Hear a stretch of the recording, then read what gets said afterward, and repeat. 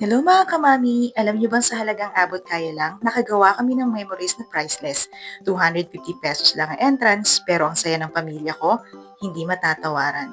Minsan naisip ko kung kailangan ba talagang mahal o enggrande para mapasaya yung pamilya. Pero habang tumatagal, napapansin ko, hindi naman pala. Minsan sapat na yung simpleng lakad, konting ipon, at konting oras makasama lang ang pamilya. Kaya naisipan namin mag-swimming dito sa Amana Water Park Resort na located lang sa Pandibulacan. Nag-walk-in lang kami dito.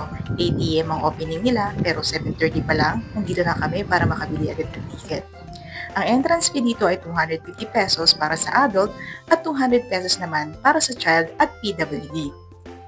Kumuha rin kami ng cottage na worth ₱1,000 good for 10 person na at may electrical outlet na rin kaya okay na okay kung may dala kayong mga speaker o pang-charge ng phone.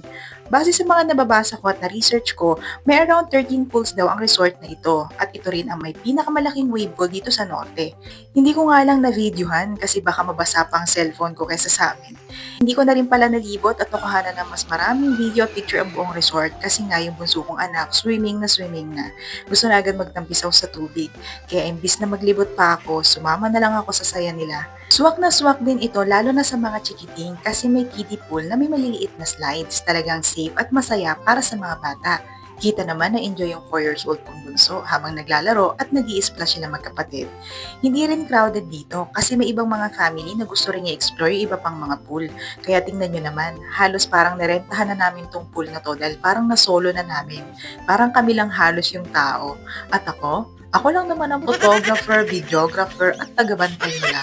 Mas masaya akong makita sila nag enjoy at gusto kong kunan ng bawat sandali para may ala-ala kaming mababalik-balikan anytime. At ayan, legit na tuwian time na nga. Pero syempre, isang huling take a look sa lugar na ito bago kami umalis. At ang hindi mawawala sa lahat, selfie time na! Kung minsan kulang pa sa budget, huwag nating pilitin kung di pa talaga kaya. Pwede namang sa abot kaya muna. At kung nakakaluwag-luwag na at may budget na at mas gusto sa grande, why not, di ba? Kasi sa dulo ng lahat, hindi naman yung gastos ang maaalala ng pamilya natin.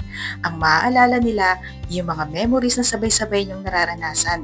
Kaya habang nandito pa tayo at malakas gumawa pa tayo ng maraming alaala kasama ang ating pamilya.